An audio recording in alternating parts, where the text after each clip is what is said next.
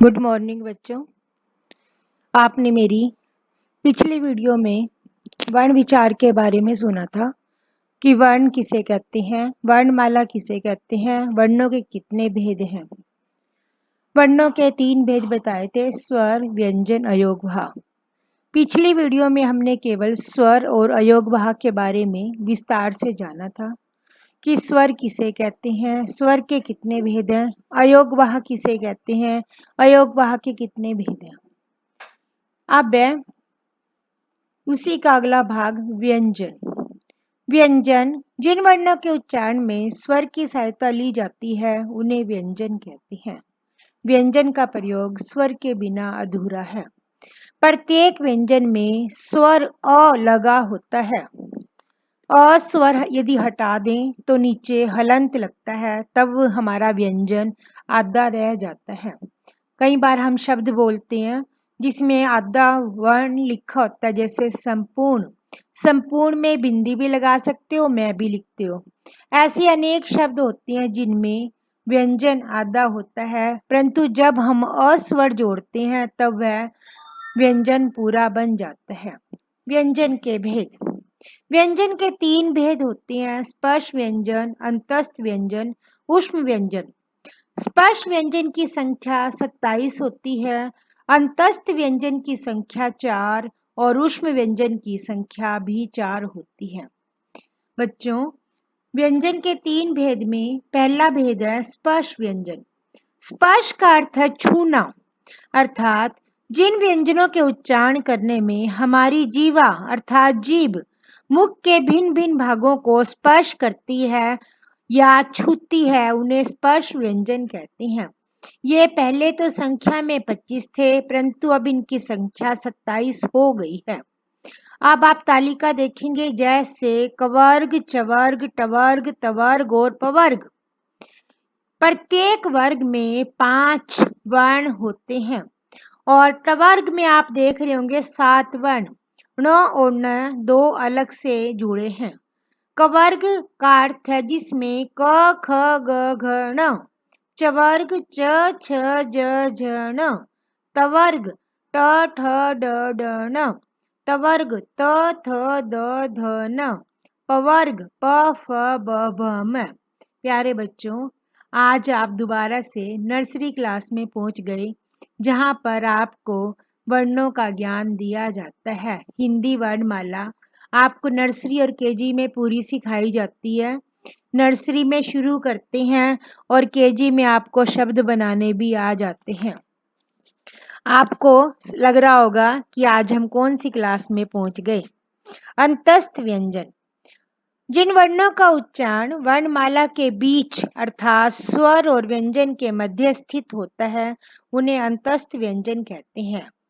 अर्थात बीच के भाग, जब वर्ण का उच्चारण करते हैं तो हमारा वर्ण का उच्चारण मुख के बीच मध्य में से निकलता है। ये भी संख्या में 4 हैं, य र ल व। तीसरा पॉइंट है ऊष्म व्यंजन। ऊष्म का अर्थ है गर्मी। जिन वर्णों के उच्चारण करते समय हवा का मुख से रगड़ खाने से गर्मी पैदा होती है उन्हें ऊष्म व्यंजन कहते हैं। नाम से भी पता लग रहा है कि ऊष्म मतलब गर्मी। ये संख्या में 4 हैं, श श श ह। अब आपने व्यंजन के 3 भेद स्पर्श व्यंजन, अंतस्थ व्यंजन, ऊष्म व्यंजन। स्पर्श व्यंजन की संख्या 27, अंतस्थ व्यंजन की संख्या 4, ऊष्म व्यंजन की संख्या भी 4। बच्चों, ये सब आपको आगे भी किसी कंपटीशन में भी आप कोई पेपर देते हो तो आजकल हर कंपटीशन में हिंदी का भी ग्रामर पोर्शन जरूर होता है। कई बार व्यंजन के बारे में पूछ लेते हैं, कई बार स्वर के। अब उच्चारण के आधार पर व्यंजन के भेद। उच्चारण के आधार पर व्यंजन के 2 भेद होते हैं। नंबर 1 अल्पप्राण महाप्राण, अर्थात कहने का भाव है जब हम व्यंजन का उच्चारण करते हैं अर्थात बोलते हैं तो व्यंजन के 2 भेद हुए, अल्पप्राण और महाप्राण। अल्प मतलब थोड़ा, महा मतलब ज्यादा। जिन वर्णों के उच्चारण में कम समय लगता है अर्थात कम प्रयत्न करना पड़ता है उन्हें अल्पप्राण व्यंजन कहते हैं। साधारण भाषा में कहा जाए तो अल्पप्राण व्यंजन का उच्चारण करने में हमें ज्यादा प्रयत्न नहीं करना पड़ता, ज्यादा कोशिश नहीं करनी पड़ती। जैसे प्रत्येक वर्ग का पहला, तीसरा, पांचवा अल्पप्राण व्यंजन होता है। प्रत्येक वर्ग मतलब कवर्ग, चवर्ग, टवर्ग, तवर्ग और पवर्ग। आपको मैंने पहले भी बताया कि एक वर्ग में 5 वर्ण होते हैं। 5 में पहला, तीसरा, पांचवा अल्पप्राण व्यंजन होता है। और जैसे क, ख, ग, घ, ण में क, ग, ण और च, छ, ज में च, ज, ण। इस प्रकार ये अल्पप्राण व्यंजन है। महाप्राण जिन व्यंजनों के उच्चारण में अधिक समय लगता है और बोलने में भी अधिक प्रयत्न करना पड़ता है, प्रयत्न मतलब कोशिश, उन्हें महाप्राण व्यंजन कहते हैं। प्रत्येक वर्ग का दूसरा और चौथा, पहले कौन सा बताया था, पहला, तीसरा, पांचवा तो क्या है अल्पप्राण, और दूसरा और चौथा क्या है महाप्राण। महा मतलब ज्यादा जिनमें प्रयत्न करना पड़े। जैसे कवर्ग में हमने क, ग, ण ये 3 तो अल्पप्राण थे, अब 2 कौन से रह गए, ख और घ, ये क्या है महाप्राण। अब इसी के साथ हमने उच्चारण के बाद है स्वर तंत्रिका में कंपन के आधार पर व्यंजन के भेद। पहले हमने उच्चारण के आधार पर किए थे, अब कंपन के आधार पर। कंपन के आधार पर व्यंजन के 2 भेद होते हैं, सघोष और अघोष। सघोष मतलब स मतलब साथ और घोष मतलब आवाज। जिन व्यंजनों का उच्चारण स्वर तंत्रिकाओं में कंपन के साथ होता है उन्हें सघोष व्यंजन कहते हैं। जैसे सभी स्वर, स्वर कितने थे 11, और प्रत्येक वर्ग का तीसरा, चौथा, पांचवा सघोष व्यंजन होते हैं। इसके अतिरिक्त य, र, ल, व, ह और ण, ण ये क्या है सघोष व्यंजन। दूसरा पॉइंट है अघोष व्यंजन। जिन अ मतलब नहीं, अ का मतलब होता है नहीं, घोष मतलब आवाज। जिन व्यंजनों के उच्चारण में स्वर तंत्रिकाओं में कंपन नहीं होती अर्थात कोई हलचल नहीं होती उन्हें अघोष व्यंजन कहते हैं। प्रत्येक वर्ग का पहला और दूसरा सघोष था, तीसरा, चौथा, पांचवा अघोष कौन सा है, पहला और दूसरा। वर्ग क, ख, ग, घ, ण में क और ख क्या है अघोष और घ, घ, ण क्या है सघोष। इसी के साथ श, श, ह, स, श, श ये 3 भी क्या है अघोष। और प, फ संयुक्त व्यंजन। हमने उच्चारण के आधार पर और कंपन के आधार पर व्यंजन के भेद किए। उच्चारण के आधार पर 3 भेद और कंपन के आधार पर 2 भेद होते हैं। अब इसी के बाद संयुक्त व्यंजन। जिन हिंदी वर्णमाला में 4 संयुक्त व्यंजन होते हैं। संयुक्त का मतलब है जो 2 वर्णों से मिलकर बना हो, अर्थात जो व्यंजन 2 व्यंजनों से मिलकर बनता है उसे संयुक्त व्यंजन कहते हैं। संयुक्त का मतलब है इकट्ठा। जैसे श्र, त्र, ज्ञ, श्र ये 4 क्या है हमारे संयुक्त व्यंजन। ये चारों संयुक्त व्यंजन 2 व्यंजनों से जुड़कर बनते हैं। जैसे आप देखेंगे श्र, क जमा श जमा अ तो अस्वर तो सभी व्यंजन के साथ जुड़ता ही है। त्र तो जमा र जमा अ, ज्ञ जो जमा ण जमा अ, श्र श जमा र जमा अ। ये क्या था संयुक्त व्यंजन। अब द्वित्व व्यंजन। द्वित्व व्यंजन में एक समान 2 व्यंजनों का इकट्ठा प्रयोग किया जाता है। कहने का भाव है जब एक व्यंजन दो बार इकट्ठा आए। आप उदाहरण देखेंगे, मक्का, लज्जा, बच्चा, छल्ला, कच्चा, पक्का, पत्ता, रस्सी आदि अनेक ऐसे शब्द होते हैं जिसमें द्वितीय व्यंजन का प्रयोग किया जाता है। व्यंजन गुच्छ, जब दो या दो से अधिक असमान व्यंजनों का एक झटके में उच्चारण किया जाता है। एक झटका मतलब इकट्ठा, अर्थात इनको अलग से नहीं बोला जाता, ये बोलने में इकट्ठे आते हैं, जैसे वक्त, व्यक्ति, मच्छर, क्यारी, मक्खी आदि। ये व्यंजन गुच्छ हैं।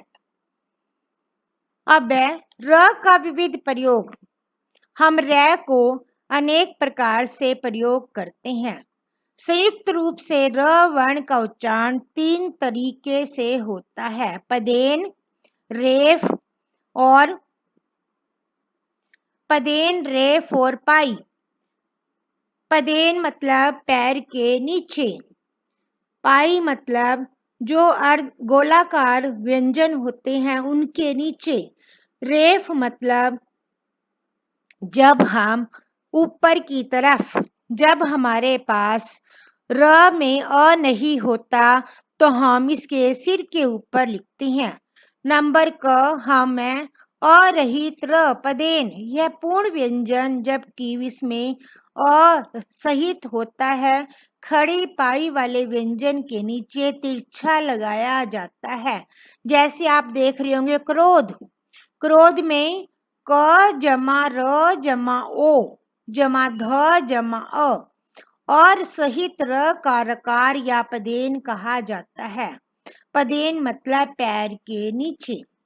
बिना पाई वाले व्यंजन के बाद प्रयुक्त र व्यंजन के नीचे लिखा जाता है, जैसे ड्रम, ड्रम देखेंगे आप, और ट्रक देखेंगे। ड्रम में क्या नीचे गोलाकार, गोलाकार में नीचे की तरफ र का प्रयोग किया जाता है। रेफ, रेफ में सिर के ऊपर लगाया जाता है, इससे ऊपर, इससे पहले उच्चारण होता है, जैसे कर्म, सूर्य और अनेक ऐसे शब्द हैं जिसमें र रेफ का प्रयोग होता है। र का प्रयोग समझ आया बच्चों? र का प्रयोग हम तीन प्रकार करते हैं, पदेन, पाई वालों के नीचे और रेफ। अगला पॉइंट है वर्ण विच्छेद। वर्ण विच्छेद करते समय प्यारे बच्चों कई बातों का ध्यान रखा जाता है। वर्ण विच्छेद का अर्थ है जब किसी शब्द में से हम वर्णों को अलग अलग करके लिखते हैं उसे वर्ण विच्छेद कहते हैं या वर्ण विन्यास कहते हैं। विच्छेद मतलब अलग करना, जैसे सेब, सेब स जमा ए जमा ब जमा अ। अब आपको मैं बताऊंगी वर्ण विच्छेद करते समय हमें किन किन नियमों का ध्यान रखना चाहिए। सबसे पहले नंबर 1, हलंत केवल व्यंजन के नीचे लगता है। नंबर 2, जिस मात्रा का प्रयोग किया जाए उसे स्वर के रूप में लिखा जाता है। नंबर 3, यदि कोई व्यंजन आधा हो तो उसे पूरा लिखकर हलंत लगाया जाता है। नंबर 3, यदि हम कोई संयुक्त व्यंजन वाला शब्द हो तो उसमें हम दो व्यंजनों का प्रयोग करते हैं। नंबर 4, यदि र का प्रयोग ऊपर, नीचे या कहीं भी हो तब उसे हम लिखते हैं और साथ में स्वर की मात्रा लगाएंगे। अगला पॉइंट है, जब हमारे पास अनुस्वार अनुनासिक हो तब हम अनुनासिक की जगह चंद्र बिंदु, अनुस्वार की जगह हम बिंदी का प्रयोग करेंगे। यदि आपने वर्ण विच्छेद करते समय थोड़ी सी भी गलती कर दी तो वह ठीक नहीं माना जाता। वर्ण विच्छेद करते समय सभी वर्णों का ध्यान रखा जाता है। यदि कोई आपने वर्ण या कोई स्वर या व्यंजन में आपने गलती कर दी तो पूरा वर्ण विच्छेद गलत ही माना जाएगा। आपको वर्ण विच्छेद में आपको आपने पिछली कक्षाओं में भी पढ़ा है, संस्कृत में भी पढ़ते हो। वर्ण विच्छेद आपके लिए मुश्किल नहीं है, आप आराम से कर लोगे। उच्चारण स्थान। उच्चारण का अर्थ है जब हम शब्दों को बोलते हैं तो या वर्णों को बोलते हैं तो हमारी जीभ मुख के भिन्न भिन्न भागों को स्पर्श करती है और अनेक प्रकार की ध्वनियां पैदा करती हैं। जो वर्ण मुख के जिस भाग से बोला जाता है वह उस वर्ण का उच्चारण स्थान होता है। समझ आया उच्चारण स्थान किसे कहते हैं? उच्चारण स्थान का अर्थ है हम जब किसी वर्ण को बोलते हैं तो जिस भाग से मुख के बोला जाए वह उसका उच्चारण स्थान होता है। उच्चारण स्थान।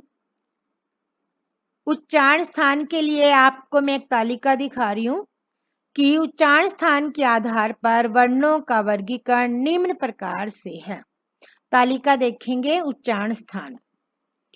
नंबर 1 अ आ अह और आ। क ख ग ङ और ह कवर्ग मतलब क की लाइन। आप इसमें फार्मूला भी देखेंगे कि सारे वर्णों के लिए एक एक फार्मूला दिया है। आप उस फार्मूले को याद रखेंगे तो आपको उच्चारण स्थान करना बहुत आसान हो जाएगा।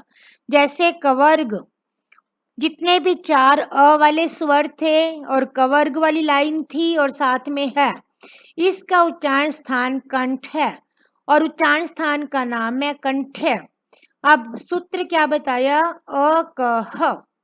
चवर्ग में देखेंगे सूत्र ई च य श और चवर्ग का उच्चारण स्थान होता है तालु।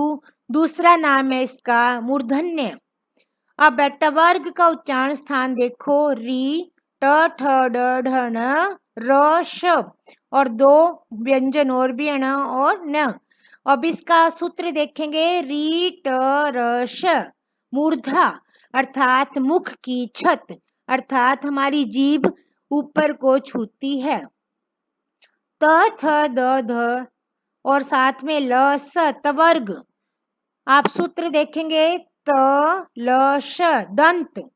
जब हम इनको बोलते हैं हमारे दांत में से आवाज निकलती है। पवर्ग उ प ओष्ठ प फ ब। जब हम इनको उच्चारण करते हैं तो हमारे होठ काम करते हैं। उ प फ ब भ म। उच्चारण स्थान हुआ ओष्ठ्य। ए और ऐ कंठ तालु। ओ कंठ ओष्ठ। व दंत ओष्ठ। नो ओ न।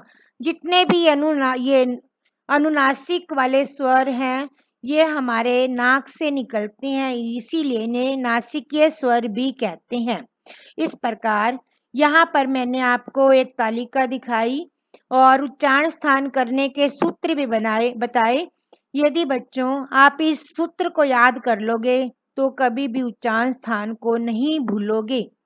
उच्चारण स्थान में लंबे समय तक याद करने के लिए एक और आसान विधि मैं दोबारा से बता रही हूँ। अ क ह।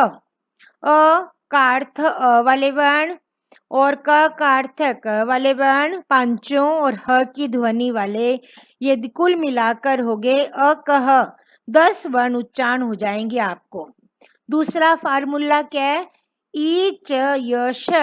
ई का अर्थ है बड़ी ई छोटी ई और साथ में चवर्ग च छ जण के 5 और 2 7 और साथ में श। अब अगला टवर्ग के साथ री और श, ये हो गए 7। तलश यहाँ तवर्ग वाले वर्ण और ल और श। अब लास्ट पॉइंट है उप। उप में पवर्ग और उ वाले उच्चारण स्थान। प्यारे बच्चों ये इतनी मैंने आपको बहुत विस्तार से बताया। यदि आप सूत्र याद कर लेंगे तो आपको उच्चारण स्थान करने बहुत आसान हो जाएंगे। प्यारे बच्चों आपने वर्ण विचार में बहुत विस्तार से सुना।